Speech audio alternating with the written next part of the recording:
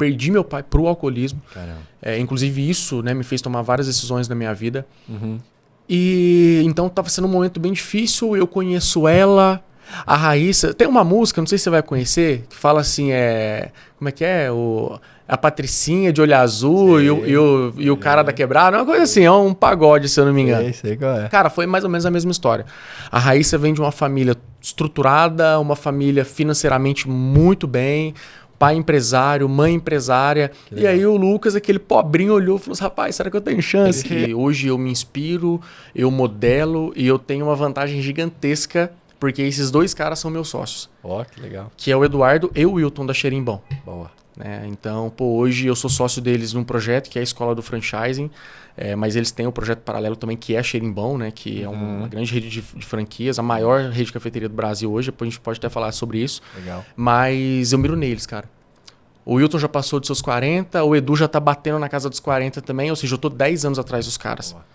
E aí, velho, eu olho no que eles estão fazendo, eu falo, os caras são minha referência. Aí eu falei assim, ali a minha solução. Velho, nesse mesmo dia, eu botei um tênis, eu tenho foto dele, é um Reebokzinho pretinho assim, com a lista branca. É um quadro, pô.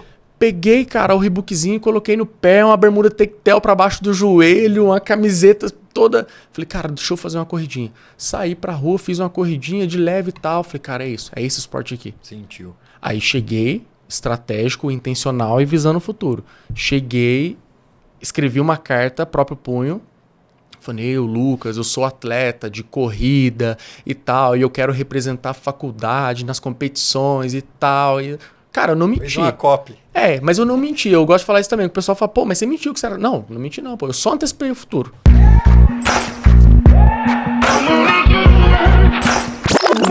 Fala galera, sejam muito bem-vindos a mais um episódio do Tarja Preta São Silvestre Podcast, onde você vai encontrar histórias reais com pessoas reais. E aqui a gente fala sobre vida, fala de saúde, paternidade, fala de negócio também. E hoje eu não tenho dúvida que a gente vai passar por todos esses temas. Eu vou receber uma pessoa aqui que também é desse mundo de corrida. Eu já tô dando um spoiler, Fê, já vai anotando a quantidade de spoilers, que ultimamente eu ando dando muitos spoilers aqui. Eu já entro para falar dele, mas antes eu queria te pedir para se inscrever no canal se você estiver pelo YouTube ou seguir se você estiver pelo Spotify, porque a mensagem que a gente pode ter aqui durante uma conversa pode chegar para aquela pessoa que está precisando ouvir isso e a gente não faz ideia, beleza? Então vamos falar do meu convidado.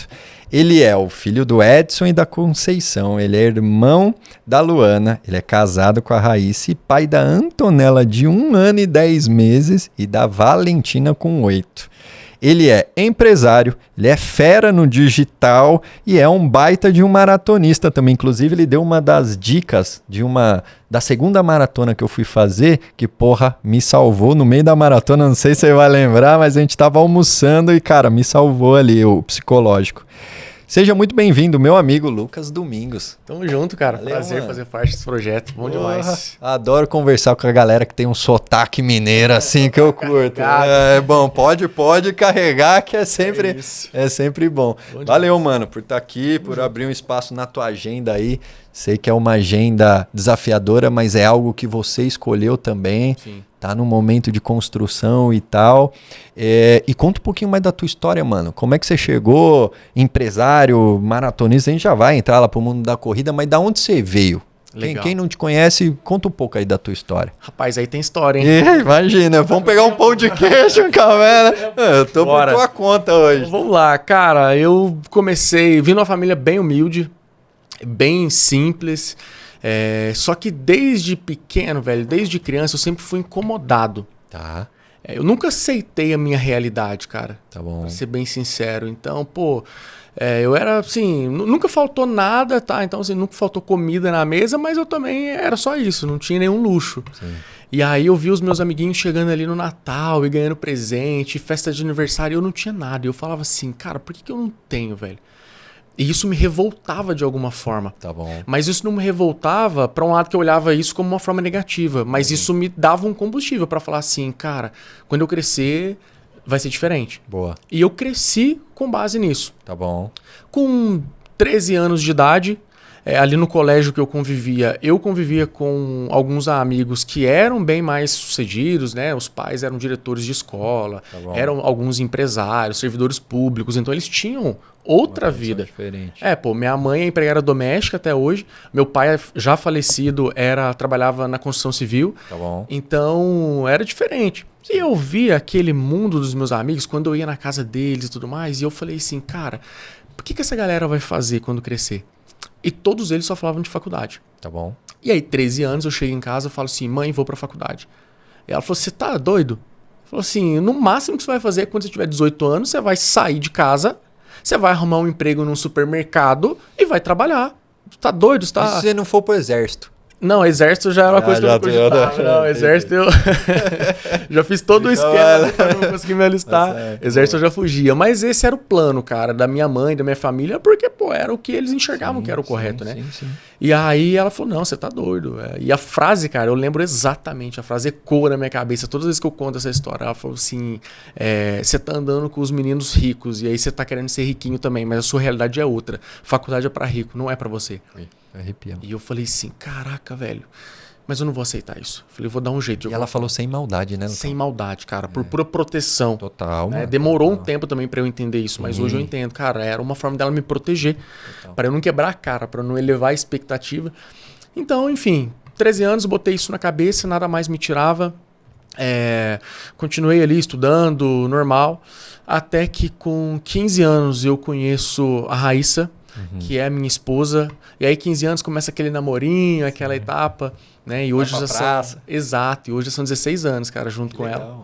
Conheci com 15, e aí assim, quando eu começo a namorar com a Raíssa, muita coisa muda na minha vida. Tá bom. Porque nessa etapa foi onde a minha mãe se separou do meu pai. Tá bom. Meu pai, ele sempre teve um problema muito grave com o alcoolismo. Muito, muito, muito grave. Eu perdi meu pai pro alcoolismo. Caramba. Inclusive isso, né, me fez tomar várias decisões na minha vida.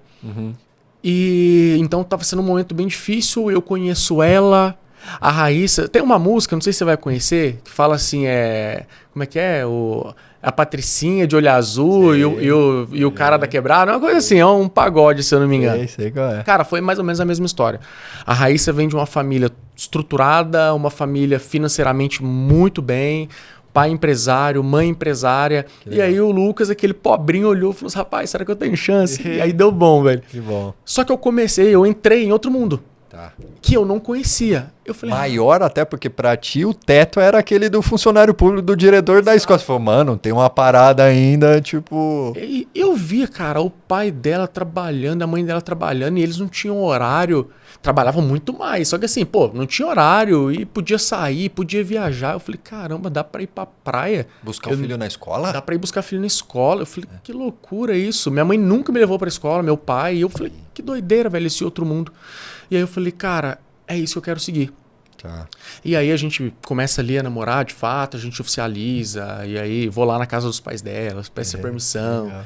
E só que, poxa, a Raíssa, ela, desde criança, ela veio com o sonho de ser médica. Tá bom. E aí, nesse momento, eu falo assim, putz, cara, e agora o que eu vou fazer? Porque pra conseguir acompanhar, eu vou ter que dar um rumo na minha vida também, não posso... Vou ter que voltar naquele assunto da faculdade. Exato, cara, eu vou ter que ir junto. Boa. Ela vai, é um sonho grande, e ela vai por esse caminho, e aí? Não dá pra ela ser estudante, até porque não tinha nenhuma faculdade lá perto, então eu já sabia que ela ia ter que mudar de cidade. E aí, eu vou ficar pra trás? Falei, não, vou não, cara, vou dedicar nisso daqui. Mas primeiro ponto aqui, né, que me chamou, que me fez mudar, cara, e que me fez começar a perceber as coisas de uma forma mais palpável, de uma forma mais estratégica. Falei, cara, se eu quero ir para um próximo nível, eu preciso de alguma forma acessar esse próximo nível. Tá bom. Porque senão eu não vou saber que ele existe. E aí o meu namoro inicialmente me serviu pra isso, pra falar assim, caramba, velho, tem um próximo nível. Agora eu enxerguei um pouquinho, agora eu tô pronto pra poder seguir. Já era o terceiro, né? Que era o que você tava, o do diretor da escola, do funcionário público lá era o segundo, e cara, você acessou um que você falou, meu, nem sabia que existia. E isso conecta com o que a gente ouve muito no digital, no empreendedorismo, da questão de, porra, você tá num ambiente diferente, certo?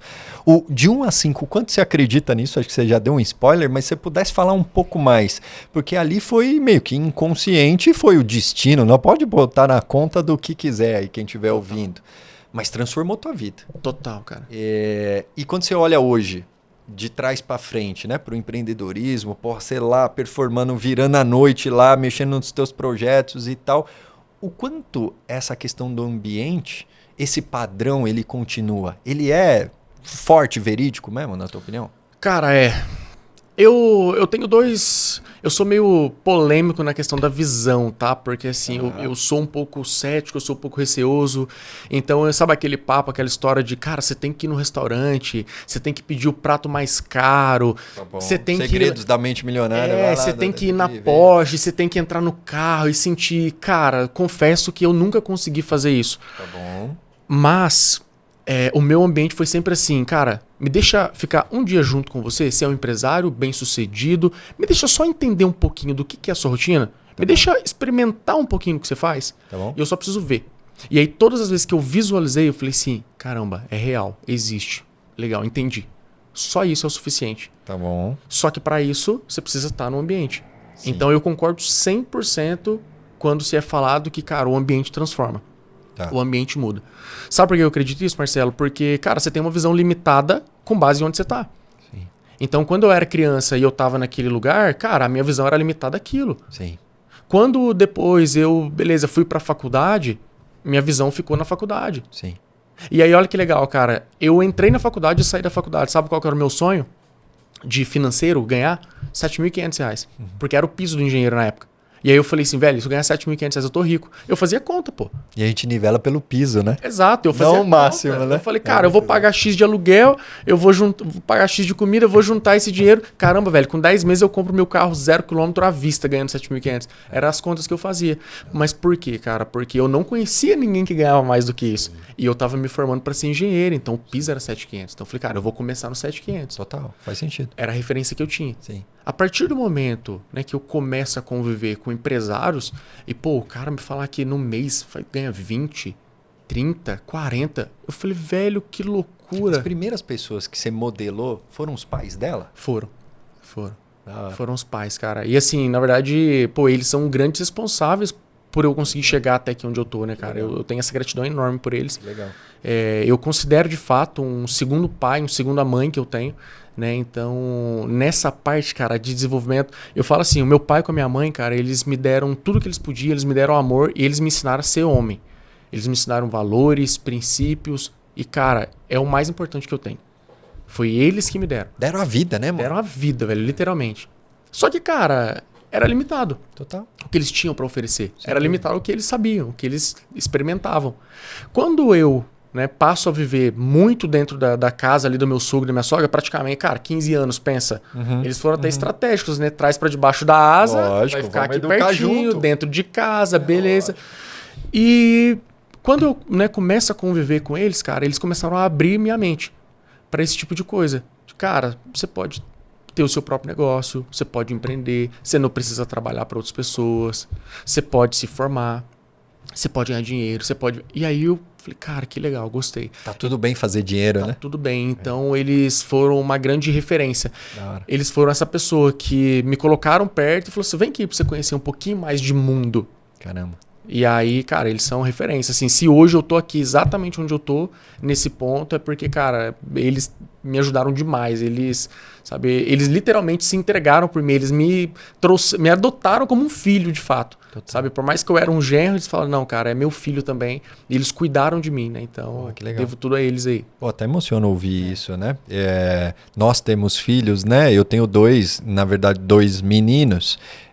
Mas o quanto isso, e eu já tive parte dessa experiência assim de acolhimento, não pro lado mais business das coisas, mas quando eu perdi, por exemplo, a minha mãe, eu tava ali com uns 18 mais ou menos, eu fui muito acolhido na época nesse sentido, né? De, pô, vem pra minha casa, chega mais próximo, vamos ajudar. Então o quanto isso reflete nas gerações seguintes, mano, tá refletindo. E aí os nossos pais, eles fizeram o que eles podiam, fizeram bem, deram a vida e tudo mais. Eu tava refletindo esses dias, acho que essa semana inclusive, o quanto a gente... Foi quinta-feira eu tava falando sobre isso com a Clarice.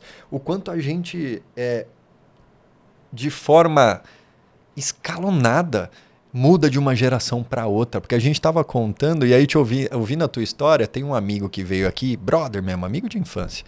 Ele falou assim, cara, a gente cresceu, a gente nunca passou necessidade, mas a gente passou muita vontade. Tá ligado? Você se identifica? Sim, demais. Porra, vontade foi de monte. E aí a gente tava ali na conversa lembrando, porra, de quando chegou lá, sei lá, o Kinder Ovo, né? Umas paradas. E aí você começa a ver o quanto reflete nas gerações depois da gente. Eu falei, mano, é surreal, velho. Sim. É surreal. Exato. É o que você falou ali de, pô, a situação que... Eu não tô falando nem só material, mas de cultura, de aprendizado, de oportunidade que tuas filhas vivem hoje, de ambiente, é totalmente diferente. E nos teus netos vão ser totalmente diferente também. Vai falar assim, porra, meu avô veio até aqui. Porra, dá pra ir muito mais longe, né? Exato. É da hora, mano. E, cara, é uma... Na verdade, assim, é até legal falar sobre isso, cara, porque Deus me usou, cara, de uma forma incrível para poder quebrar um ciclo de uma geração dos dois lados da família. E aí, cara, eu venho dos dois lados, tá? De uma geração de casamentos destruídos, alcoolismo, cara, numa escala bem baixa, bem pequena, mas drogas, e falta de amor, falta de cuidado.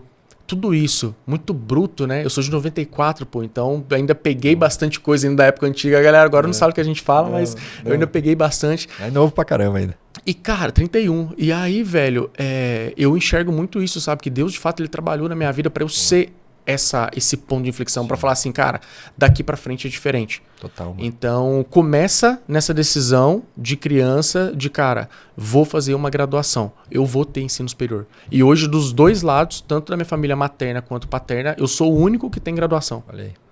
O exemplo, né, mano? Exato. E aí, cara, é muito legal, porque hoje eu olho pras minhas filhas, eu olho pros meus primos, os mais novos, que ainda são crianças, e, pô, eles me têm como referência. Sim. Sim. E aqui é um outro ponto importante também. A gente falou de ambiente, né? O quanto ambiente é importante. Mas, cara, referência. O quanto você ter uma referência também é importante. Total. E eu sempre fiz isso. Quando eu era moleque, tinha um tio meu que trabalhava numa multinacional, então ele ganhava um pouquinho melhor, e aí, pô, ele andava com uma roupinha legal, ele usava um perfume importado, ele tinha um estilo de vida legal, velho. De rico, né? De rico, velho, que pra mim era muito rico. Eu falei, velho, quando eu crescer, quero ser igual ao meu tio, cara. Quero usar os perfumes, quero ter os carros, e aí o carro que ele tinha na época era um Gol, velho, mas, tipo, porra, pra mim era um carro, velho. Então, conforme eu fui crescendo também, eu fui evoluindo, cara, eu sempre fui tendo referências. Então, eu pegava uma referência, mirava e eu falava, cara, preciso seguir esse exemplo. Então, e eu modelava mesmo, eu sou muito bom em modelar.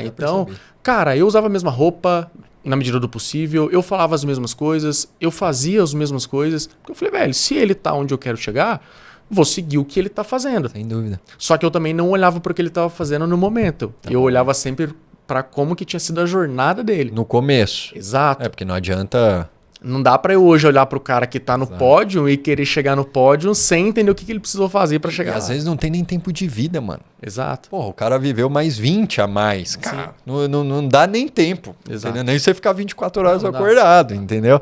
Mas isso gera muito consumo de energia também, né? O quanto que a gente fica patinando nisso. Porra, o resultado é diferente por N fatores, né? Boa. E quem que é tua referência hoje quando você olha pra negócio...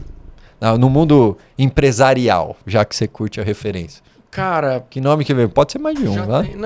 Tem uma grande referência. Tem duas grandes referências, na verdade, velho. Que hoje eu me inspiro, eu modelo e eu tenho uma vantagem gigantesca, porque esses dois caras são meus sócios. Ó, que legal. Que é o Eduardo e o Wilton da Xerimbom. Boa. Então, pô, hoje eu sou sócio deles num projeto que é a Escola do Franchising, mas eles têm um projeto paralelo também que é a Xerimbom, né, que é uma grande rede de franquias, a maior rede de cafeteria do Brasil hoje, depois a gente pode até falar sobre isso. Legal. Mas eu miro neles, cara. O Wilton já passou dos seus 40, o Edu já tá batendo na casa dos 40 também, ou seja, eu tô 10 anos atrás dos caras. Boa. E aí, velho, eu olho no que eles estão fazendo, eu falo, os caras são minha referência. Da hora. E aí eu trabalhei desde 2018, né? Trabalhei ali mexendo meus pauzinhos, intensidade e muita intencionalidade nas coisas. E aí há 2 anos atrás eu me tornei sócio dos caras tô hoje junto, à frente de um projeto assim gigantesco. Casou, né?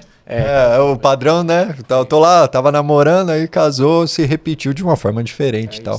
Então eu também tenho muito disso, cara. É a modelagem, é o ambiente. Você vê que eu coloco na prática, né? Sim, e eu vou fazendo isso em escalas maiores, mas Sim. E a energia alta, né? Você chegou aqui, porra, passou a noite praticamente acordado no teu projeto lá e tua energia tá aqui em cima, malandro, né? Parece que tá ali fazendo um treino ali de meia maratona. É que, cara, sabe uma coisa também que com o passar dos tempos eu fui percebendo, né, velho? A intensidade distorce o tempo. Total.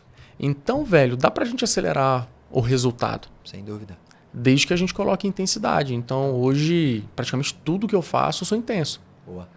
E aí, a história da minha maratona, inclusive, foi exatamente aí. Porque, cara, eu já era um corredor. Eu comecei a corrida na faculdade. Mas eu falei, velho, tá, isso aqui só isso não é suficiente.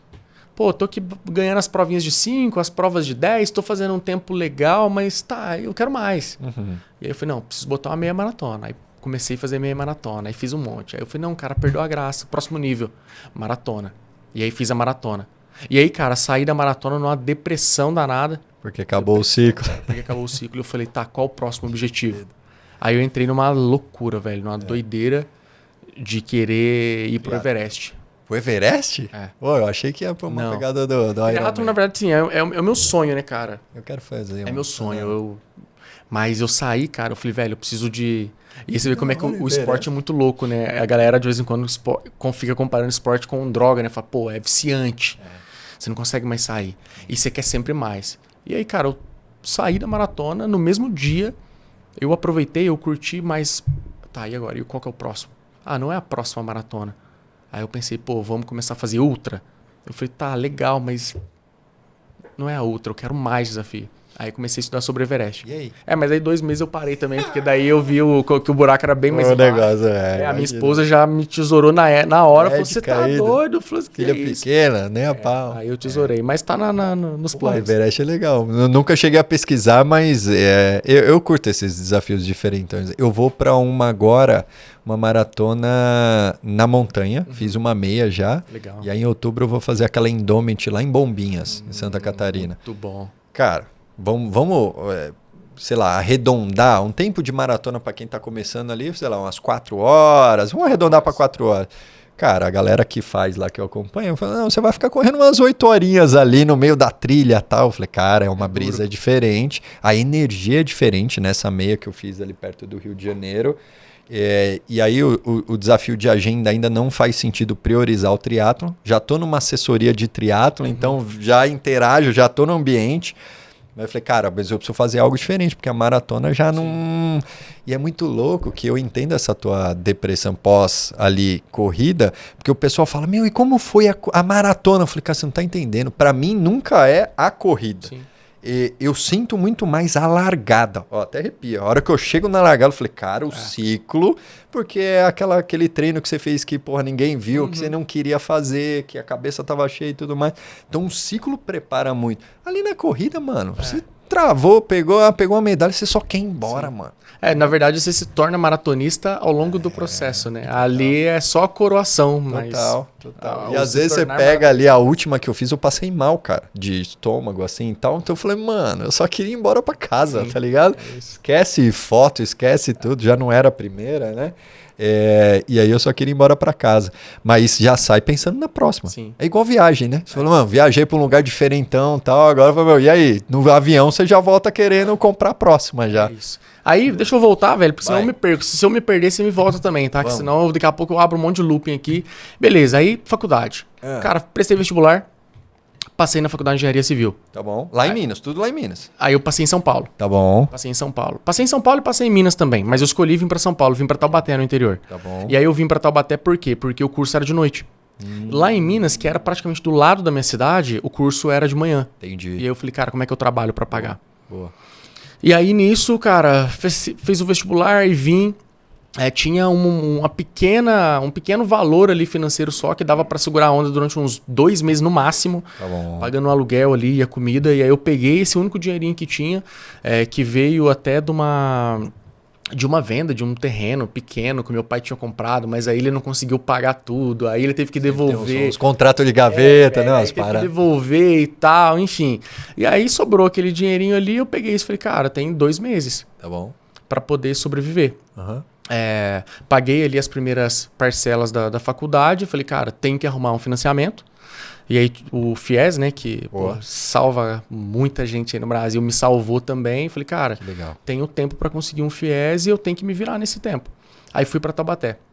Aí chegando lá em Taubaté, fiquei o primeiro mês todo estudando, buscando emprego, não achava de jeito nenhum, velho. Não achava nem a pau. Nem no mercado. Não achava, velho. Aí, ó que doideira. Só que, pô, eu sempre fui um cara que o que precisava fazer, eu fazia, cara. Não tinha tempo ruim, não. Boa. Pô, quando eu era moleque, 8, 10 anos de idade, eu precisava fazer uma graninha no domingo pra poder, sei lá, comer um chocolate, velho. Descobri que se eu pegasse um carrinho de picolé na mercearia e saísse vendendo, eu ganhava R$20 no final do dia. Eu falei, você tá doido? Aí eu, empreendedor vergonhoso, que eu sempre fui um cara muito vergonhoso, cara, muito tímido e tal. Eu falava assim, pô, sozinho não dá, cara. E lembra que eu falei que eu era um cara que já pensava à frente? Sim. Então, por mais que a minha situação era muito baixa, eu já era um pouquinho... Eu já sabia quem eu era, pô. Então eu olhava assim, pô, o que as menininhas vão falar de mim? Eu vou vendendo picolé, empurrando carrinho, os brother meus vão ficar pegando no meu pé. Então eu já pensava nisso. Aí o que eu fazia? Eu pegava um outro brother, parceiro, e a gente ia junto. Aí no final do dia a gente dividia o dinheiro. Legal. Aí era engraçado, porque quando a gente chegava na praça da cidade, pô, domingo, 2 horas da tarde, bombando, né, velho? As menininhas e tal, os amiguinhos. Velho, na hora eu já dava um jeito de disfarçar, botava o carrinho pro meu amigo. Falei, irmão, vai empurrando aí, daqui a pouco embaixo eu pego. Na hora que passava a praça eu pegava. Pô, aí depois eu descobri que reciclagem dava dinheiro. Aí eu juntei com um primo meu mais novo um pouco. Eu falei, velho, vamos pegar papelão, latinha, vamos sair catando os trem que tem aí, vamos fazer uma grana. Aí a gente pegava aquilo, eles tocavam na casa da avó dele, depois ele vendia. Só que esse business não deu muito certo, porque não sei quem falou pra gente que se colocasse um pouquinho de areia dentro das latinhas, aumentava o peso. Molhar o jornal, tinha umas paradas assim, não tinha? Só que, mano, a gente perdeu a mão, velho. Chegou no estágio que a gente tava enchendo metade da latinha, pô. Aí eu chegava lá pra pesar, o cara olhava e falava, pô, tá errado. O volume não tá condizente com o peso. Enfim, esse business aí durou uns 2 meses só. Mas eu nunca tive preguiça, velho, de fazer. Boa. Aí cheguei em Taubaté, precisava arrumar emprego. Arrumei emprego numa peixaria, velho. Numa peixaria. E aí foi um primeiro momento que eu tive que enfiar o ego no bolso, né? Imagina. Porque era assim, cara, vou trabalhar numa peixaria. Foi a única oportunidade que eu arrumei. Só que eu sou engenheiro, pô. Eu tava no primeiro semestre da engenharia. Beleza, mas eu já internalizei. Falei, não, pô, sou engenheiro. Eu falei, caramba, velho, não bate, as contas não fecham. Um engenheiro trabalhando assim. Mas eu falei, cara, tá tudo bem. É só por um período de tempo. Vai passar essa fase aqui. Só isso. E aí, cara, fiquei 1 ano ali. Depois de 1 ano, consegui o financiamento, consegui o FIES. Voltei para Minas, porque tava muito pesado para mim ficar em São Paulo, longe de tudo, de todos, sozinho, morando numa quebrada, no fundo da casa de um cara. Eu falei, velho, não vou aguentar se eu ficar aqui. Deixa eu voltar para Minas, vai facilitar um pouco mais minha vida. Enfim, voltei para Minas. No que eu volto para Minas, cara, aí eu volto sem emprego. E a faculdade, lembra que eu falei que era de manhã? Eu falei, e agora? Como é que eu me sustento? Sem ter de onde tirar dinheiro. Aí o meu sogro me ajudou muito aqui nesse ponto. Então, pô, tinha que fazer um orçamento, ele me passava. Tinha que fazer uma planilha, ele me passava. Tinha que fazer, sei lá, uma proposta, ele me passava. E aí ele ia me dando ali um pingadinho, pô, me dava 200, me dava 100. E com isso eu fui me sustentando. Fiquei então mais 1 ano me sustentando só com esses pingadinhos do meu sogro. Ele tem uma construtora e aí eu ajudava. Só que, pô, tava difícil. Ele é engenheiro? Não é engenheiro, cara, ele é empreiteiro. Ele montou uma construtora, na raça, velho, no peito, velho, no peito. Da hora. E aí, inclusive, esse foi um dos motivos, né, de eu ir pra engenharia civil. Por isso da pergunta. Eu falei, cara, é a referência que eu tenho, vou pro ramo da construção. Total. E aí, cara, depois de 1 ano, ou seja, o 2º ano já, eu falei, cara, agora não dá mais. Eu falei assim, desse jeito que tá aqui, eu não tô tendo grana pra comer, pô. Não tá legal desse jeito, não tá fluindo bem. E aí, eu descobri que existia uma bolsa na faculdade. Bolsa atleta. Aí eu falei, tá, como é que funciona essa bolsa atleta? Fui atrás. Aí eu descobri que você só tinha que ser atleta. Só ser atleta, de qualquer coisa. Precisa ganhar ou não? Não precisa ganhar não, só ser atleta. Só ser atleta. E aí eu falei, velho, vou arriscar nessa bolsa. Conversei com o outro ali, que já era bolsista, Tá bom. e entendi qual que era o processo. Uhum. Aí eu falei, beleza, qual esporte que eu vou colocar então que eu faço, né? Futebol eu era uma negação. Jogava alguns esportes com a mão até, mas pô, era esporte coletivo. Tinha que ser esporte individual para eu ter mais chance. Pô, já tinha tentado luta, eu era ruim para danar. Eu falei, velho, qual que é o mais barato, o mais simples e o mais rápido? Que eu vou me tornar um atleta para poder submeter para a faculdade e ganhar essa bolsa? Corrida, pô. Porra. E aí, isso foi um dia, eu na varanda, assim, no meu prédio, morava numa república com uns amigos, morava com 8 pessoas, e eu olhei e vi uma pessoa passando correndo. Aí eu falei assim, ali, a minha solução. Velho, nesse mesmo dia, eu botei um tênis, eu tenho foto dele, é um Reebokzinho, Legal. pretinho, assim, com a lista branca. Fazer um quadro, pô. Peguei, cara, o Reebokzinho, coloquei no pé, uma bermuda tectel pra baixo do joelho, uma camiseta toda. Falei, cara, deixa eu fazer uma corridinha. Saí pra rua, fiz uma corridinha de leve e tal. Falei, cara, é isso, esse esporte aqui. Sentiu. Aí cheguei, estratégico, intencional e visando o futuro. Cheguei, escrevi uma carta, próprio punho. Falei, eu, Lucas, eu sou atleta de corrida e tal, e eu quero representar a faculdade nas competições e tal. E... Cara, eu não menti. Fez uma copy. Mas eu não menti. Eu gosto de falar isso também. O pessoal fala, pô, mas você mentiu que você era... Não, não menti não, pô. Eu só antecipei o futuro. Tá bom. Peguei essa carta e submeti para a reitoria. Fui aprovado. E aí eu fiquei mais feliz ainda, velho, em descobrir o quê? Essa bolsa para quem já tinha o financiamento, o meu caso era 100%, ou seja, eu não precisava pagar mensalidade para a faculdade, você pegava o valor dela e revertia em dinheiro. Caramba. 500 conto. E aí eu falei, velho, salvação da minha vida. 500 reais. Aí nesse mesmo dia, 2 dias depois, sei lá, fui aprovado. E me chamaram lá, aí me premiaram, aí me deram a camiseta da faculdade, me deram a bandeira para eu representar. Eu falei, agora eu tenho que fazer acontecer, né? Aí comecei a me inscrever nas provas. Aí, pô, a primeira prova eu fiz 5 quilômetros, quase morri. Fiz em, sei lá, seus 34 minutos. Quase morri, cheguei e falei, rapaz, eu vou infartar. Mais 2 essa aqui eu passo mal. Doideira, velho. E aí comecei, cara. Aí coloquei a corrida na minha vida mesmo. Mudou um hábito ou outro, tá? Boa. E coloquei a corrida na minha vida. E aí, velho, aí aqui também já vai uma quebra de paradigma, né? Pô, mas e aí, você foi assessoria? Como é que você fez? Nada, velho. Só decidi. Eu entrava lá no Google, lá, jogava lá, como melhorar o tempo nos 5 km. Aí tinha lá as revistinhas da O2, corrida e mais umas outras. Cara, eu pegava os treinos da internet, zero personalizado pra mim, e eu começava a seguir aquilo ali. E aí eu fui melhorando, velho. Melhorando. Enfim, e cheguei hoje até aqui. O pessoal me pergunta também, aí, como é que você correu, né? Escreveu o livro do Tarja Preta São Silvestre e tal. Aí eu falo, pô, primeiro o livro tem analogia do Tarja Preta São Silvestre, mas ele não fala sobre corrida, né? Mas beleza. Aí ele falou, mas como você começou a correr? Tô querendo começar. Eu falei, você quer saber qual foi o primeiro treino que eu fiz? Eu entrei numa planilha no Google do Globo Esporte para você correr. E eu lembro até hoje que se você corresse 30 minutos depois de, acho que 2 meses correndo, sei lá o quê, você ia estar possivelmente correndo 5 quilômetros. Então, cara, eu guardei os 30 minutos e fui fazendo lá, sem assessoria, sem nada. Eu lembro de ter corrido a primeira São Silvestre de 15 quilômetros lá em 2019, só com esse treino, velho. Eu só fui entrar para assessoria quando eu corri uma meia maratona, sem treinar bem, que aí eu vi e falei, cara, aqui já é uma parada de saúde, malandro. Eu tô pondo em risco a minha vida, porque eu fui sem treinar, tomava um gel, sei lá, na minha cabeça, olhava umas paradas, eu falei, cara, tem um filho em casa, não dá. Agora, para ir pro próximo nível, eu preciso estar num ambiente e ter a referência que você falou, eu preciso ter uma opinião especializada, senão eu vou morrer, pô. Exato. Vai dar merda. Mas, cara, meia maratona. Isso já tinha um bom tempo de corrida. Então a questão da decisão, e você contou vários momentos ali aqui da tua história de decisão, o quanto isso faz diferença, né, mano? E eu lembro de, no meu primeiro, eu botei no Canvas o projeto da São Silvestre, Lucão, e lá uma das restrições era, eu não vou comprar nenhum equipamento de corrida até correr minha segunda corrida de 10 quilômetros. Porque, cara, muitas vezes a gente fala, vou começar a correr, pô, eu preciso de um tênis de placa. Nada, véio, eu preciso não, mano, vai com a bermuda caindo mesmo lá, entendeu? A regatinha. Você só precisa querer. Levanta e vai, velho. É isso. É movimento. E, pô, a corrida é um esporte tão democrático, né, velho? Porra. Não precisa de nada, cara. Eu fui ter o meu primeiro Garmin, sei lá, velho, 3 anos depois. É isso mesmo. Comprei um usado no Mercado Livre e paguei mesmo, mas tipo 3 anos depois, velho. Também usei Antes usado. como é que eu fazia antes, né? Porque, pô, tinha que ter noção precisava, também. né, E, pô, eu nunca consegui correr com nada, assim, grudado no meu corpo. Tá eu vi o bom. pessoal usando aqueles trem de botar celular no braço. Obrigado. Velho, eu não conseguia. Eu tenho que ficar limpo, livre pra poder correr.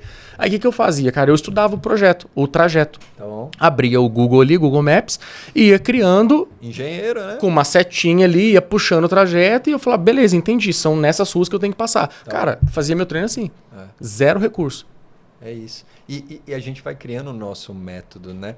E é muito louco esse negócio de comprar. E você falou do quanto a corrida é democrática.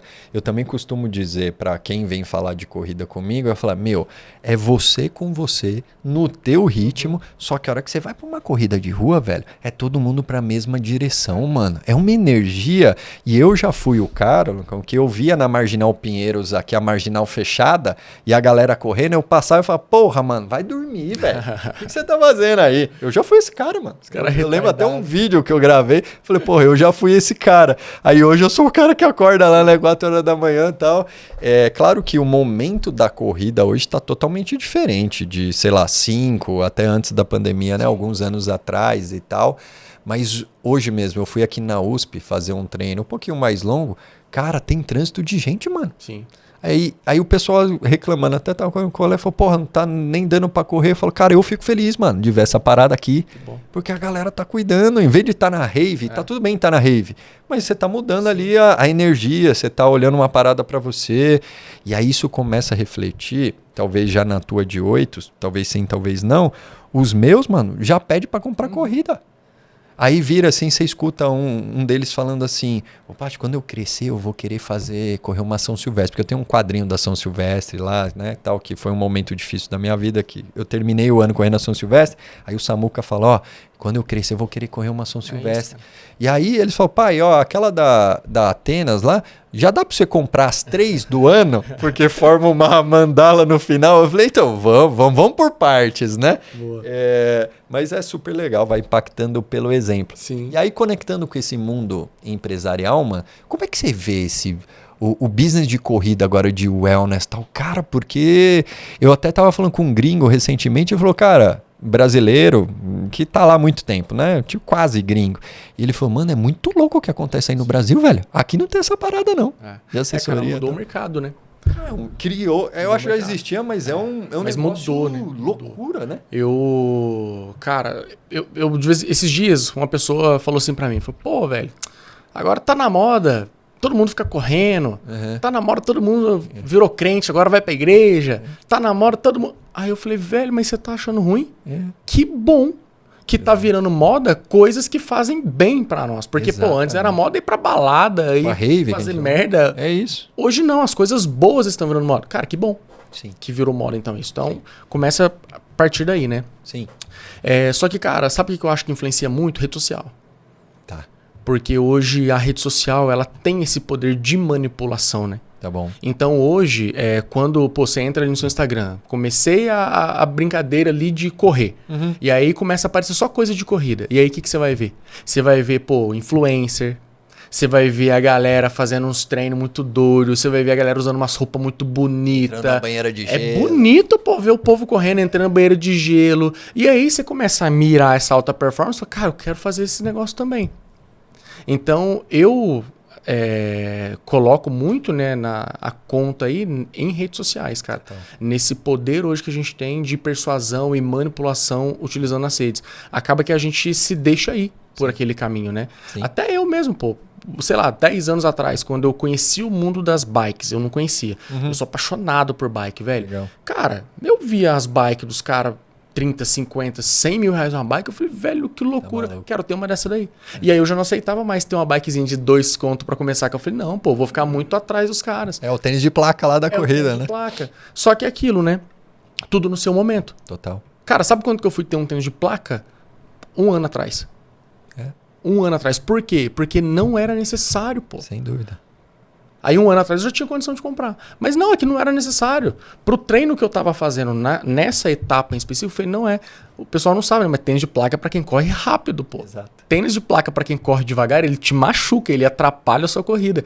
Então é saber também o que é, para que serve e usar isso da melhor forma possível. Sem dúvida. Zero necessidade, né, cara, de você começar hoje e querer investir em equipamento caro. E a própria corrida, talvez assim como empreender também, em N outras áreas da vida, enfim, é muito mais o psicológico, né, mano? Sim, total. Aquilo que eu falei da dica que você me deu, eu lembro que a gente tava lá na... Que foi a dica, velho? Me lembrei. Você não lembra? Não lembro, A gente foi almoçar. Isso eu lembro. Aí o livro nem existia, né? Aí você virou pra mim e falou assim, cara, eu curti muito a analogia do Tarja Preta São Silvestre quando eu tava explicando e tal. Aí a gente pegando comida assim...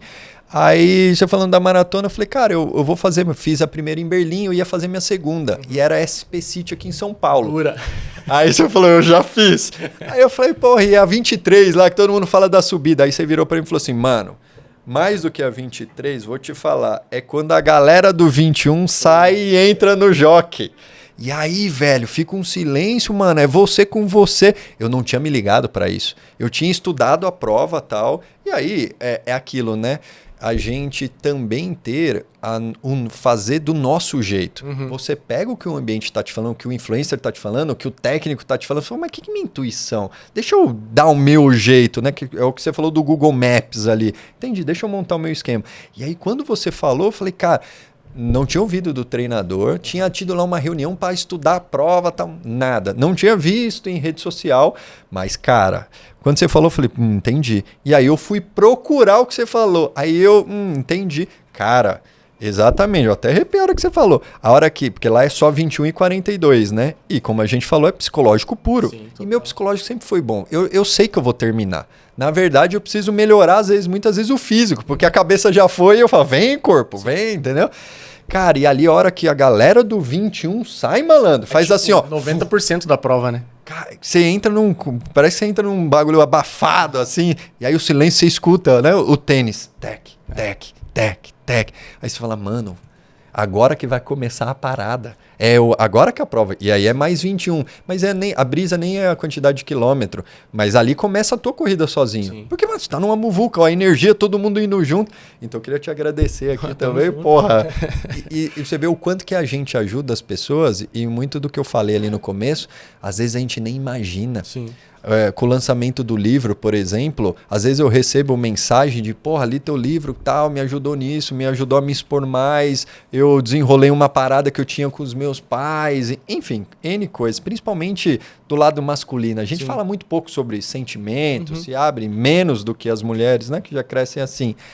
Mas, cara, muito mais as pessoas que a gente tá numa conversa como essa aqui, que a gente nem faz ideia. Sim. A gente tocou alguém lá que, cara, tá tudo bem a gente não receber o confete por isso. A gente tá aqui para isso, para servir também. A gente escuta isso pra caramba no empreendedorismo, escuta na faculdade, escuta em todo lugar, treina, né? Às vezes treina não, mas enfim, treina os filhos para isso, tal, tenta trabalhar dessa forma. Então eu queria te agradecer, mano. Me ajudou pra caramba ali. Fiz mais 2 depois. Essa dica. Aí já tava desenrolado, entendeu? E eu sempre fui assim, cara. Toda vez que eu vejo a oportunidade de ajudar de alguma forma, eu ajudo. E ali pra mim foi pesado, velho. Imagina. Ali pra mim naquele dia foi assim, cara, que loucura. Enfim, só quem viveu que entende, porque ali é loucura, velho. Na hora que você olha, fala assim, caraca, velho. É uma mudança de estado, mano, que você pode que você tá em um estado, só que muda muito rápido, mano. Muda muito rápido e aí dá aquele, opa, peraí, né? Parece que você tá mais amparado com a galera ali junto, né? Você tá no oba-oba, né? Exato. O oba-oba do nada acaba. Fala, opa, mas peraí, acabou na metade e agora? Mas peraí, falta metade ainda, né? Loucura, loucura. Mas é bom, mano. E eu gosto dessa prova. Não é uma prova tão de boa também de trajeto e tal. Tem a subidinha ali da 23. Mas eu gosto de fazer. Mas esse ano, como eu te falei, eu vou para esse lado da montanha aí para ir para um nível um pouquinho diferente. A experiência acho que vai ser à vista, tal, deve dar pegar umas montanhas em Minas, pô. Ué. Em Minas tem muita montanha legal, muita prova legal. Imagina. Eu não sei se eu vou ficar. Eu acho que eu vou lá, dou uma experimentada tal, mas eu ainda quero voltar pro ficar no asfalto, pro triatlon. E aí é questão de prioridade e agenda mesmo, né? Vai vir. Mas também não adianta a gente querer abraçar o mundo. Não dá, cara, não dá. É igual agora, cara. Eu tô num ciclo de maratona, tem uma maratona agora dia 12 de abril. Não tô conseguindo Poá, fazer. Não, é São Paulo mesmo. É? Não tô conseguindo fazer o ciclo. E semana passada eu mandei mensagem pro treinador. Eu falei, cara, me ajuda aí, velho. Me ajuda a tomar uma decisão. Eu falei, cara, porque não tô conseguindo treinar, a rotina tá muito pesada. E aí aqui também eu tiro um pouco daquela romantização, né? De não, você tem que fazer, você consegue. Cara, não dá, velho. Trabalhando 14, 16 horas por dia. Eu tô numa fase de construção. Total. Então eu tenho que priorizar algumas coisas em relação a outras. Sem dúvida. Eu cuido da saúde de alguma forma. Não é também que, pô, eu não vou fazer a corrida, mas eu também vou abrir mão aqui da minha saúde. Da saúde sem correr maratona, né? Exatamente. Eu falei, cara, coloquei a prova no momento errado, não esperava, né, que nessa etapa que a gente ia estar num ritmo tão acelerado como a gente está agora, a gente, pô, do ano passado para cá, a gente vai aumentar o faturamento em 8 vezes da empresa. Então, para fazer isso, tem que botar energia. E aí eu falei para ele, cara, e aí, qual é a recomendação? Ele falou, Lucas, seu corpo já está habituado, você sabe correr e você tem energia, velho. Ele falou, cara, sabe o que você faz? De boa, esquece o tempo, pô. Só isso, esquece o tempo. Vai lá, faz os 42, você dá conta, mesmo sem treino. Faz os 42 e curte a prova. É isso. Velho, na hora que ele me falou isso, me saiu um peso das costas, velho. Mas um peso tão grande. Por quê? Eu tava pensando em performance. E eu tava assim, cara, essa eu tenho que fazer pra 3,20, 3,10. A energia lá, é o que você falou, mano. Eu falei, eu preciso de performance, velho. E eu já tava assim, 3,20, velho, eu vou fazer. 3,10.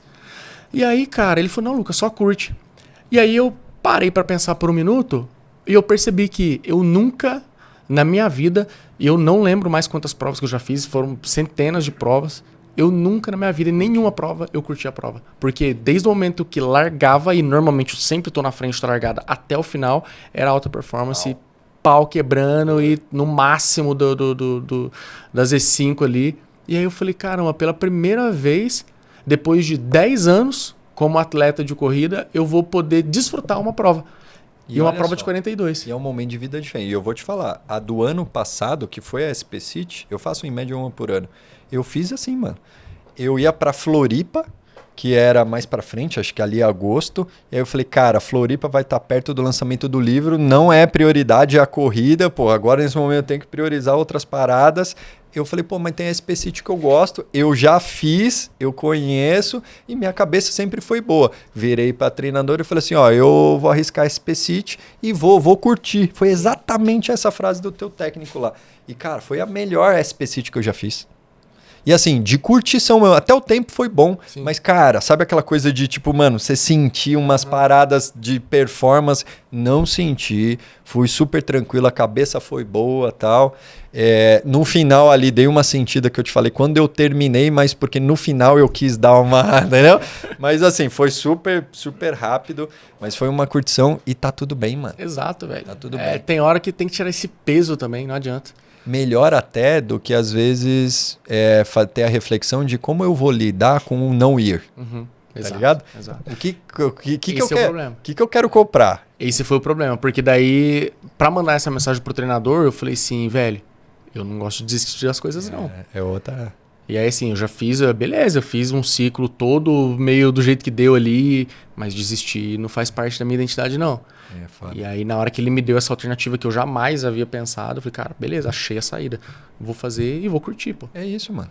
E é louco que talvez talvez não, com certeza, vai desbloquear a tua forma de enxergar o mundo, não só da corrida, mas o mundo no geral de outra forma. Você tá contemplando, mano. Exato. Você toda hora tava ali. E agora, não é que você deixou, né, te ouvindo, deixou de performar. A tua performance tá em outro lugar. Exato. Total lá. Então, às vezes, o contemplar até vai te ajudar, tipo, equilibrar um pouco a performance que tá arregaçando lá, né? Boa. Mano, falando em performance e empreendedorismo, me vem uma pergunta, sempre quando eu tô com alguém que tá rampando e tal. Qual que é a tua opinião sobre a crença ou a máxima que todo mundo fala, cara, empreender no Brasil é foda? Qual que é a tua opinião sobre isso, mano? Cara, de verdade, eu discordo um pouco. Boa. Eu acho que fala muito isso quem nunca viu como empreender fora daqui. E aí, cara, eu converso com vários empresários que têm negócio fora do Brasil. Eu falo, cara, como é que é lá? Me conta. Velho, pau quebra, velho. É desafiador do mesmo jeito, se não mais. Imagina. Beleza, aqui a gente tem a questão dos impostos. Pô, carga tributária é pesada, ok. Mas, velho, tem muita oportunidade, cara. Tem muita oportunidade. E sabe o que é o principal? que aqui eu acho que poucas pessoas exploram disso, o nosso mercado em geral é muito amador. Ou seja, você não precisa nem ser muito bom, cara. Se você entregar o mínimo daquilo que você se propõe a entregar, você já sai na frente de uma galera, velho. Só ter coragem já... Exato. Então, assim, cara, empreender é difícil. Escolhe o seu difícil, velho. Escolhe o seu difícil. Então, eu não enxergo dessa maneira, não. Eu discordo um pouco. E a maioria de quando eu pergunto isso, claro que tem o perfil de... Quem tá lá no, puta, tô empreendendo, mas eu não tenho outra opção. E não é muito por decisão, manja? Aí tem ali, às vezes, um papel de ó vida, ó céus, né? Mas quem tá na pegada, fala, mano, eu tô aqui porque eu decidi tá aqui. Sim. Aí vem muito mais na linha da tua resposta mesmo. De, cara, lá no CLT também é. Eu tô, por exemplo, agora num momento de transição. Por quê? Porque o que eu quero fazer nos próximos 40? E aí é o que você falou, quanta coisa o que a gente já aprendeu, que, cara, é o básico. Eu lembro, eu estava comentando aqui numa outra gravação, quando eu fui falar do projeto do livro, teve lá o encontro que a gente teve, que eu participei, aí depois fui falar com uma pessoa de marketing, pegar uma mentoria. E aí, conversando com ela tal, eu abri um PowerPoint, que eu fiz assim, mano, 1 ou 2 horinhas, mas isso é da minha realidade.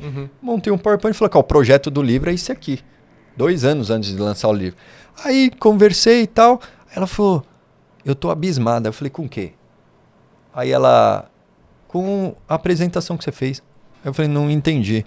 Ela, com você trazer os slides assim, tudo organizado. Tal. Cara, era um slide preto com a letra branca. Não tinha mais nada, mano. Mas eu organizei o pensamento daquele... Ela falou, Marcelo, eu tô há X anos, 2 décadas no mercado, em grandes editoras e tal. Agora eu tenho lá meus produtos e tal, tô dando mentoria. Eu nunca vi, mano. Eu falei, como assim nunca viu? Essa história? Não, nunca vi alguém apresentar com... Aí eu falei, mano... É o básico bem feito, velho. Entendeu? É o básico bem feito. Eu precisava me organizar desse jeito, mas é o que você falou, conecta super... Cara, a galera não faz. Sim. E sabe uma outra coisa, velho? Essa semana eu tava lendo um livro. Peguei no domingo lá, um livro assim, tava na prateleira, fui lá, deixa eu ver. Cara, li em 2 horas o livro todo, velho. Boa. Livrinho facinho de ler. E aí, uma analogia que tinha nesse livro me chamou muita atenção.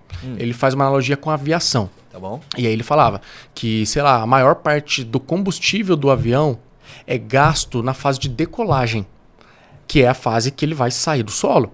Então, é potência máxima em todos os motores, saiu do solo, entra na fase de rampagem, no climbing, né? Então ele tá ali no climbing, beleza, depois ele estabiliza. Aí, primeira reflexão. Ele fica em média 3 a 5 minutos usando força total. Tá bom. Porque senão vai dar pane. Tá bom. Beleza, não mais do que isso. Ok. Se forçar demais, quebra. Exato. Quando chega num determinado momento, na verdade assim, ele usa 100% da potência, mas por um determinado período. Quando ele chega numa fase de estabilização, chegou na altitude correta, aí ele reduz o consumo de combustível para 70%. Tá bom. E depois ele se prepara para a descida, utiliza o restante. Mas vamos pensar nas 2 partes iniciais, né? Cara, quanto de gente que tenta empreender, que começa a empreender, mas que não bota força total para sair do solo? E aí o cara começa, bota muita energia, não saiu do solo, ele abaixa. Começa, bota energia. Então, primeiro aprendizado que eu tirei desse livro, velho. Tá num começo ali, isso é uma decisão, tá numa fase que precisa crescer, velho, é 100% de energia, toca o pau e faz o negócio acontecer. Depois... Até você chegar numa fase de estabilização. Chegou nessa fase de estabilização, alcançou a meta que você queria, não significa que você tem que diminuir muito a energia, senão também você não vai conseguir sustentar. Sim. Só que você não precisa mais ficar em força máxima, em potência total. Total. Porque senão você não aguenta suportar isso por muito tempo. Total. E esse tempo está muito relacionado de acordo com aquilo que a gente quer, né? Com o nosso objetivo. Então, esses 3 a 5 minutos em potência total dentro da aviação, pode ser o quê? Alguns meses? Alguns anos, no nosso caso? Não sei. Depende do tamanho do objetivo. Sim. E aí, onde eu vejo muito pequeno empreendedor, né, que faz uma transição de carreira e vem jogar esse jogo de empreendedorismo, errar é exatamente aqui, velho. Que é começar o negócio sem botar energia total no começo. E aí, são os que falam que empreender é difícil. Mas tudo é difícil. Pode crer. Hoje...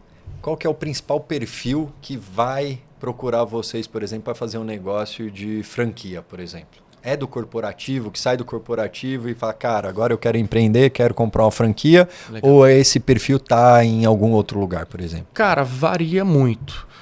Vamos olhar para Xerimbão, que é onde a gente vende a franquia, a cafeteria, para alguém que tá na ponta. Hoje a gente vende muita Xerimbão para engenheiros, para advogados, Legal. para servidor público. Tá bom. É o cara que está na transição de carreira. Tá bom. É o cara que juntou uma grana e ele quer começar no empreendedorismo. Imaginei. E ele quer um suporte, né? Ele não quer, enfim, torrar esse dinheiro de uma forma insegura. Ele vem para a franquia e toma a decisão. Esse é a maior parte do público, o cara que está na transição. Boa, boa. Legal. E não necessariamente ele vai sair do emprego dele, por exemplo, servidor público lá. Ele quer um investimento, alguma outra fonte, ou até, fala, cara, quero pôr minha energia em outra coisa, né? Exato. Aqui eu já estabilizei, já estou começando a baixar e agora eu quero rampar em outra área. É isso. Boa. Normalmente esse é o público que mais compra, cara, a franquia. Legal. E o principal canal, como que essa galera chega? É Instagram, é rede social, é YouTube, onde é boca a boca? Como que é? Cara, muda conforme o tempo, né? Nesse tempo que a gente está agora, é total rede social. É mesmo? Rede social, velho, Instagram. E aí, sabendo disso, a gente faz um trabalho muito forte, muito intencional, muito específico para atrair essas pessoas. E aí eu divido esse processo de compra de franquia em 3 pilares, cara. Tá. Primeiro pilar é o pilar da atração. Então eu tenho que fazer as pessoas conhecerem primeiro a cafeteria. Tá bom. Não é o negócio. E lá como cliente, meu, levar meus filhos lá. Exato. Tá bom. Por quê? A partir do momento que você conheceu a cafeteria, gostou do produto, gostou do ambiente, agora você já tem uma barreira a menos. Tá então agora eu já posso começar a falar com você sobre o negócio. E porque agora você já conhece. Você manda conteúdo para mim da cafeteria, não? Cara, aí eu tenho que fazer. Aí eu faço uma combinação de várias estratégias. Tá bom. Então a minha primeira estratégia tem que estar focada em quê? Levar mais cliente para a loja. Boa. Então, se essa é a minha primeira parte da estratégia, o que eu faço para isso? Cara, sei lá, vou fazer uma ação com um influencer, vou fazer uma promoção no ponto de venda para atrair o cara que está ali de passagem. Na hora do almoço ali e tal. Então, eu vou primeiro fazer uma estratégia para botar cliente nas lojas e bombar as lojas dos franqueados. Até porque um dos grandes segredos da franquia é isso, né? Para a franqueadora dar certo, para a franquia ser grande, o franqueado, que é o cara que investe o dinheiro, ele precisa ter resultado. Ele precisa ganhar dinheiro. Senão, nenhuma franquia se mantém de pé. Então, o que você está me dizendo é que a responsabilidade de bombar minha loja é minha, mas você está dividindo essa responsabilidade. Fala, cara, eu quero bombar a tua loja para eu poder vender mais franquia como a tua. Exato. É um trabalho em conjunto. Essa é uma das vantagens da franquia, né? Boa. São os dois lados trabalhando em prol do mesmo objetivo. Qual o objetivo? Primeiro, fazer o franqueado ganhar dinheiro. E segundo objetivo, fazer a marca ser grande, fazer a marca ser conhecida. Então, primeira estratégia, atração. Levo gente para dentro das lojas, faço conhecer produto, faço conhecer o negócio em si. Beleza. Depois, a segunda parte da estratégia, eu faço as pessoas conhecerem, gostarem, desejarem aquilo. E aí é onde a gente já vem para a camada do marketing mesmo, dentro de rede social, começando a falar de negócio. Pô, você sabia que a Xerimbom é uma franquia? De uma forma ainda leve. E no terceiro ponto, eu preciso fazer essa pessoa confiar. Confiar na marca, mas hoje, principalmente, confiar no dono, no cara que está por trás. E aí eu trabalho uma linha de conteúdo aqui para gerar esse tipo de confiança. Se eu trabalhar bem esses 3 pilares aqui, eu consigo vender no final. Em resumo, basicamente, é isso que a gente faz para poder vender hoje. Eu vi alguma postagem, Primeiro, 2, na verdade, que me chamaram a atenção. O primeiro a galera tá trazendo a alma de Minas para qualquer que seja o lugar, né? E eu tô partindo de São Paulo. E eu falei, trazer a alma de Minas, o sotaque que eu te falei aqui. Então é uma experiência, tipo, ali me chamou a atenção, eu como paulista, beleza? Legal. Segunda coisa, quando eu entrei no perfil lá da tua empresa, o que eu vi cara, alguma coisa relacionada esse perfil se você tem interesse em adquirir uma franquia, uma parada assim. Ali você já tava, porque você já fez essas 2 etapas e quem chega ali, você não quer que o aventureiro, por exemplo, teórica, ele pode estar lá, mas você tá mais focado na galera que, mano, eu tô aqui pra... e ali eu falei, já tem um posicionamento interessante ali. É um outro canal, né? Porque, hoje eu tenho um canal de varejo, para comunicar varejo e para bombar as lojas, e eu tenho outro canal negócio. Total. O cara que está no varejo aqui, mas ele começa a querer saber do negócio, eu jogo ele para cá. E aí eu começo a trabalhar ele camadas diferentes. No final das contas, eu nem preciso falar de coisas diferentes, cara. Eu falo da mesma coisa. Só que eu falo com 2 comunicações. Sim. Então, sei lá, café na taça, tá? É uma marca registrada aí da Xerimbom. E, pô, é incrível, porque a gente vai lá e faz o café e conta a história. Aí, do nada, chega com um café na taça. Aí a pessoa, primeira coisa que ela faz, tira o celular e vai fazer foto. Total. Aí, café na taça, eu conto pro cliente dessa maneira, falando sobre a experiência, sobre a valorização do produto, da bebida. E pro franqueado, como que eu conto isso? Cara, é uma forma de você vender mais, é uma forma de você agregar valor no produto. Então, esse café que antes na xícara você venderia por X, agora você vende por 2X. Mesma coisa, mesmo conteúdo. 2 comunicações diferentes para 2 públicos diferentes. Uma curiosidade. Eu já cheguei a fazer esse tipo de pergunta para quem tinha franquia na época que eu olhava para isso e tal. Vocês têm alguma linha, alguma orientação, algum treinamento para o franqueado? Por exemplo, se eu chegar lá e falar assim, cara, estou pensando em montar uma franquia tal. Como que é? Vocês tratam desse assunto assim, tipo, para ele acolher essa pessoa, esse possível franqueado? Como é que rola isso? Tá, só para eu entender se eu entendi sua pergunta. Você fala o cara que tem um negócio e quer transformar numa franquia? Você tem uma franquia da Cheirinho Bom. Legal. Aí eu fui lá com os meus filhos. Porra, tomei um café na taça, curti. Cara, eu tô procurando uma franquia. Aí eu chego pra você lá, ou pra atendente, por exemplo, eu falo, meu, quem que é o responsável aqui? Legal. Pô, eu tô com interesse. Onde eu procuro tal? Como é que é? Como é que vocês falam disso, assim, pra quem já tem? Boa. Você incentiva o cara? Incentivo. A gente, na verdade, tem até um programa de indicação, né? Ah, legal. A gente tem um programa de indicação. E assim, cara, ao longo dos tempos as coisas vão mudando, né? Hoje em dia, a gente tá numa era em que você precisa confiar na pessoa que tá do outro lado para você tomar a decisão de compra. Total. Não é mais só confiar na marca, eu preciso confiar no dono. Sim. A gente vê, pô, o João Adib fazendo isso, né? Sem dúvida. De uma forma assim, com maestria. Então, o que a gente passou a fazer nos últimos tempos? Em vez de a gente rodar uma campanha, cair na mão do nosso vendedor e o nosso vendedor ficar tentando vender sozinho, o que a gente fez? Colocamos alguns franqueados para poderem falar da marca e quando esse cara, por exemplo, se cadastra, se eu estiver no meio digital, ele fala direto com o franqueado.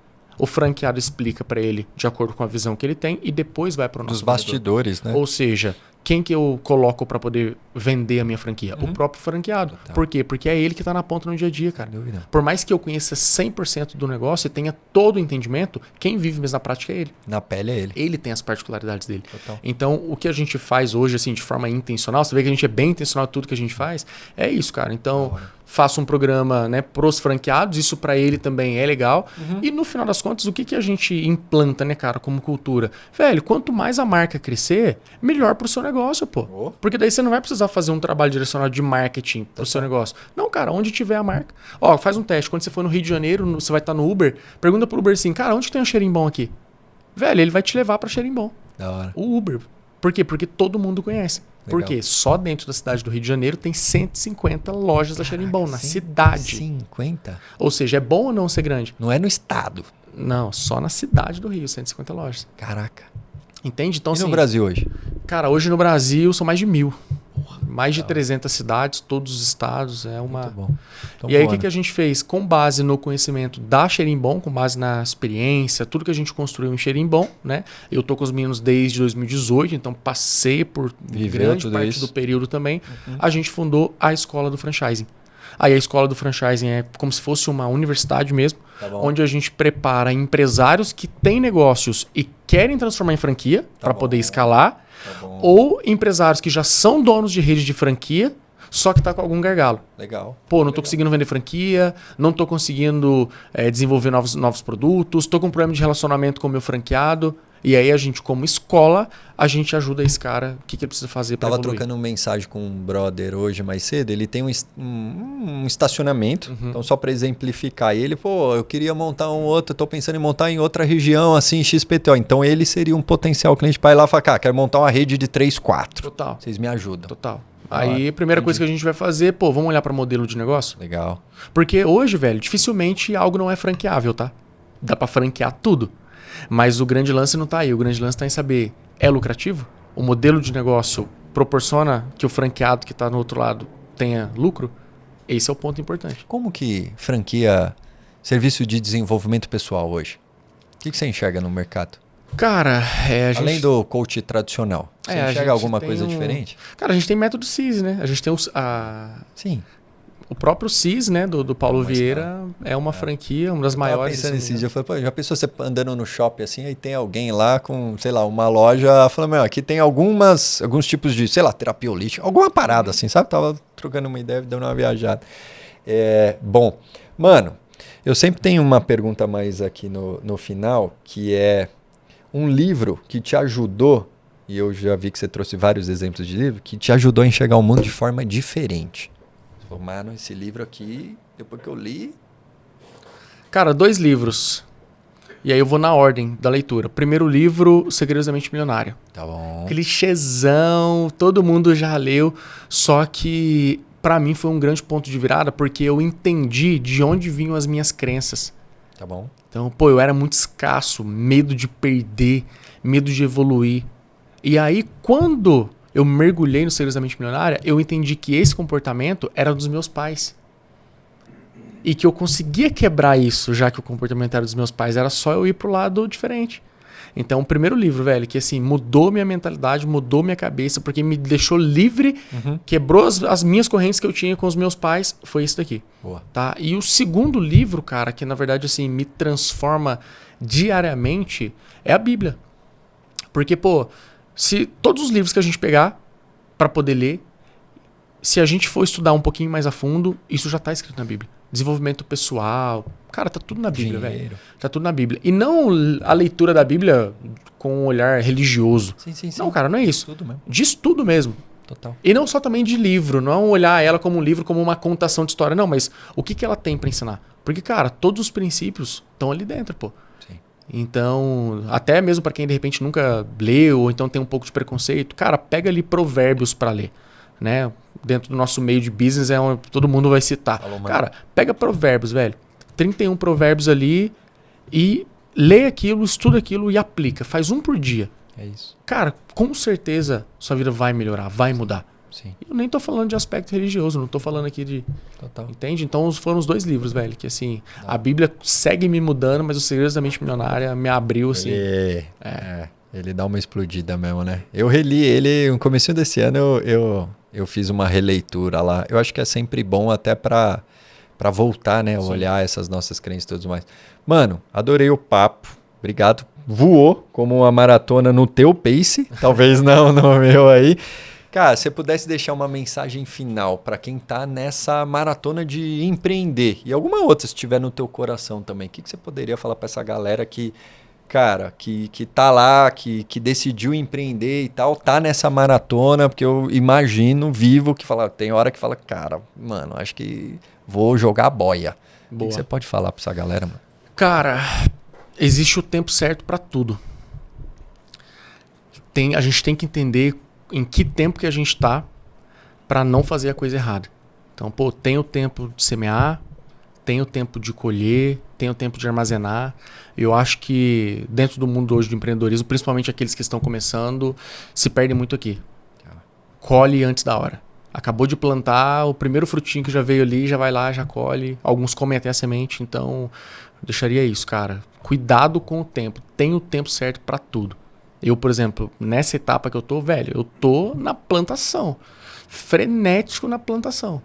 Porque senão daqui a pouco vem a chuva e aí se eu não tiver plantado, eu vou ter perdido. E aí depois ou eu vou colher bem pouco ou eu não vou colher nada. Então, saber o tempo certo das coisas. Top.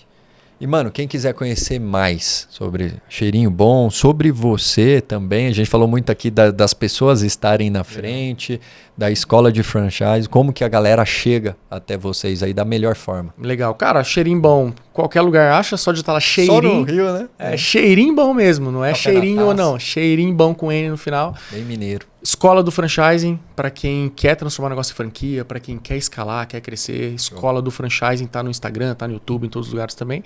E meu Instagram, Lucas Domingos. Só digitar junto que me acha fácil. Vai também. ver corrida e um pouco mais lá, né? Vai ver bastante corrida. É isso.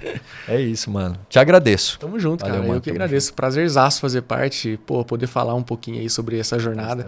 Eu gosto de contar essa história, cara, porque é isso, não precisa de muito para poder começar, só tem que ter vontade. E estamos só começando, né? Estamos só começando, é isso. É isso, mano. Valeu. Galera, vocês que acompanharam aqui, obrigado por mais esse tempo de vocês e sem dúvida nenhuma o papo que a gente teve aqui pode chegar, como eu falei lá no começo, para você que está aqui, chegar para aquela pessoa que a gente nem imagina. Então, se vem um nome na tua cabeça, manda para ela, manda no grupo da família, e aí curte o episódio, deixa um comentário aqui também pro Lucas também, falar para ele curtir essa próxima maratona, e a gente se vê no próximo episódio. Fê, esse acho que é o 40, hein, mano? Simbólico, hein? Boa. Episódio 40, se eu não tô enganado. Muito bom. Valeu, galera. Um abraço. Tchau. Legal. Valeu, mano. Bom demais.